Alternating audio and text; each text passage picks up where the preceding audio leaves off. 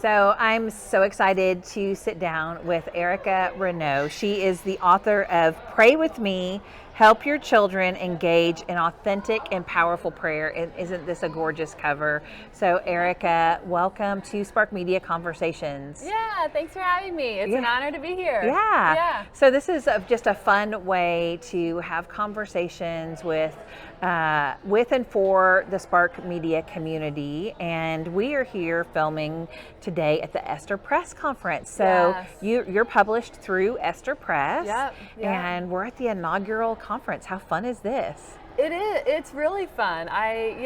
Susan McPherson kind of was the brain behind all this and pulling it together. It's cool to be a part of a first thing. I love the way Susan and Esther Press and David C. Cook are all raising up a generation of women to teach and speak and lead. You know, Lisa Harper alluded to it last night, but when she was starting, there's a handful of people and that were really sort of blazing the trail for us to move forward. And it's so great now. I feel like there are so many more opportunities for women to get their voice out into the world through books, through social media, through podcasting, through all of the things. 100%. I thought that her comment was really eye-opening. I've sort of taken for granted that I've grown up with quite a few. I remember my mom attending Women of Faith conferences. But what Lisa said last night was it was like Joyce Meyer, and I think she listed one other woman, and those are the only women teaching. And Beth Moore and Joyce Meyer, that was it. Those were your choices. And it kind of blew my mind because I was like, oh, I've totally taken for granted what I have stepped into is actually more of a newer thing than I had, realized. So it's beautiful. It is so beautiful. So let's talk about your book for just a minute. Okay. Why Pray With Me? What was the catalyst for writing this book? Sure. So most of my adult life has been at home having babies. I have 5 children. I really love prayer, and so I was like most. And you need a lot of prayer when you have 5 children, right? I was a lot of prayers were just like, oh gosh, Jesus, I need you. And that was it. It's like when I say I love prayer, I don't like when people say, oh, so you're a prayer warrior. No, I'm just like desperate for God all the time. Yes. So I'm not like praying profound things per se. I'm just like uttering, what the Bible talks about, groans, right? Most of my prayers are in groans. So I found myself, I'm at home with kids. We were like, my husband was working multiple jobs. I was working a little bit, we're both also like sort of trying to go to school a little bit, college. And so I found myself with a lot of time at home and also helping out with the children's ministry. And so I was just like, and a lot of new moms know you have no time alone. So prayer happened in the context of my children. And so it's like, if I'm going to pray, I have to figure out how to engage my kids in this as well. And I think the book really came about from that desire to see my kids. I had also gone through quite a few rough things, and I just experienced God in a way that I was like, I had this sort of click moment where I was like, I don't just want my kids to know like facts about God. I want them to know Jesus. I want them to love his voice and love being in his presence. So all of that of my heart is what this book is about and where that came from. I would love to equip moms and dads with ways that they can bring prayer into the home and have it be more than a dinner prayer. A dinner prayer is great. We love, bless the food for sure. And prayer can be super simple, but just to be equipped. So when I grew up, it was, now I lay me down to sleep. I pray the Lord my soul to keep. Those were, and then we said grace at, and so I wasn't really modeled what it was like to pray. And like you, when I was raising my young children, I was desperate for Jesus. We had a lot of things going on. I had parents with My husband's parents lived next door. They both had brain tumors at the same my time. gosh. While I was homeschooling and raising my kids, I had a special needs son. I was losing babies in the midst of like all of this stress. And there were some days it was just like you're at the kitchen sink doing dishes and you're like, help me, Jesus. Like that's all you can get out. And so I love that you said the uttering of that, but I can just see so much joy on your face as you talk about wanting your kids to know the voice of the Lord. It's so important. Yeah. So that's really where the book came from. That's awesome. Yeah. So tell me what you're doing here at Esther Press. Oh, good. So as much as I love writing, I also really enjoy speaking. So Susan McPherson, who we mentioned earlier, invited me to speak. So I'm going to be sharing tomorrow morning, which means nothing for listeners, but it'll be tomorrow morning, and I am just excited. What are you sharing? Tell us. Can you give us a little? I can. Yeah, okay, because great. they'll listen to it after I've already spoken, so it doesn't. I'm not going to spoil anything. So the whole conference is based on Esther rising up in her time, right? Yeah. So as I read the story of Esther, I actually what really stuck out to me was Mordecai. If listeners remember, Mordecai was the one who gave her the advice, you need to stand up now, right? And so for me, there was a season of my life that was my mom. And my life really changed because of the counsel that she gave me.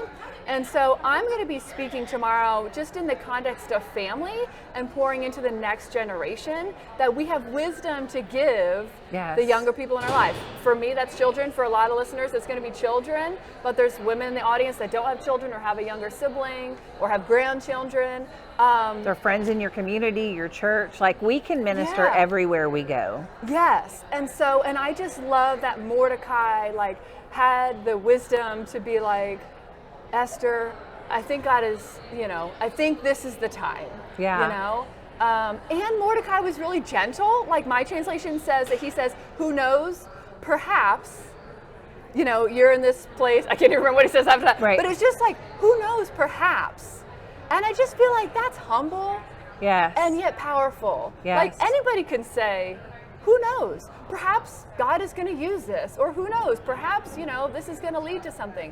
And I just feel like it's gentle, but so powerful and yet humble at the same time. Yeah. And, as you're speaking, one of the things that I'm taking from that is he's calling out the leadership in her. Yeah. And I know very specifically in my life when another woman spoke into me and said, you're a leader. And I think that as women, we need to do that for each other when we see those characteristics and those qualities. And even as mothers, when we see those in our children, we need to point them out and call them out because it almost is like you rise to the occasion when you hear, I'm a leader. I never really thought of myself as a leader until that one day in the bathroom at a conference and my friend Wendy Pett said, Misty, you're a leader. And isn't that so cool? Yeah. Do we have time for a quick story? Yeah, okay. Absolutely. I was supposed to be named Rebecca. So my mom had the name Rebecca picked out for me. But my aunt was also pregnant at the same time, but before ultrasound. So she was like, well, just so you know, I'm going to name my baby Rebecca. And my mom was like, well, gosh, we don't want two Rebeccas on the family. So I was born first. And she was like, okay, Erica then. And just went with the name Erica. 4 days later, my cousin, who is a boy, was born. So we could have gone with Rebecca. And I always thought I should have been Rebecca. But I found out that Erica means leader.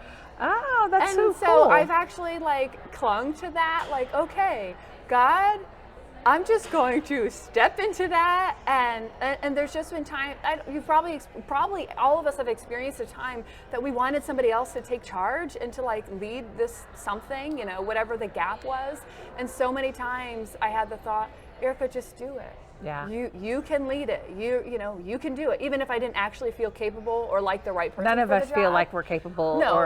Like Lisa Whittle was talking about this morning, we all have fear, but we just step into that and do it afraid, and God will equip us. So I want to end with one last question. What's your experience with podcasting? Oh, good. Okay, so mostly I have been in this seat, Yeah. which is the guest seat. Yeah. And I love being guests on podcasts. Especially with good questions. Yeah. So you have good questions. If there's any listeners that are podcast hosts, I think, do your homework, think of good questions. There was one podcast I was on, he was like, I read your book, I highlighted all these things, we're not gonna have time to talk about it, but I'm gonna read these 3 things. And I was like, oh, fabulous. Okay. So I love being a guest on podcasts. I think it's great. And I'm so thankful for podcast hosts who are willing, to just like bring everybody in and give us a little like moment to share. Yeah. So how do you prepare as Yeah. a podcast guest? Because I think it's equally important that the host is prepared, Yes. but also that the guest is prepared. So Yes. how do you prepare for a show? Well, I think the best thing to do to prepare is just get to know the host a little bit, to listen to some episodes, to kind of get their heart and their angle, their brand, their audience. So for me, it's really important to know, like, is the audience, are they mostly moms? Yeah. Or not? Like, what's the spread? Because it's going to change how niche I talk about family. Right. If I know it's mostly moms, then I can just be, and when your kids, Right. So I think like research, I think it's a courtesy to get to know the host's audience, Yes. and what the host is going for. Yeah. So, yeah. I love that. I Yeah. love that. And then Yeah. you already know your content with your book and prayer and the things that you're talking about. Yeah. So when you Yeah. put those together, it makes for a great interview. Oh, cool. Yeah. Thanks. So Yeah. thanks so much Yeah. for being with me today. Yeah, absolutely. It's been fun. Yeah, it's good. Yeah, thank you for having me. Yeah, tell everybody where they can find you. Sure, yeah. So I have a website, ericarenaud.org. Renaud is Renaud. I think I am most present on Instagram, though, erica.renaud, @erica.renaud.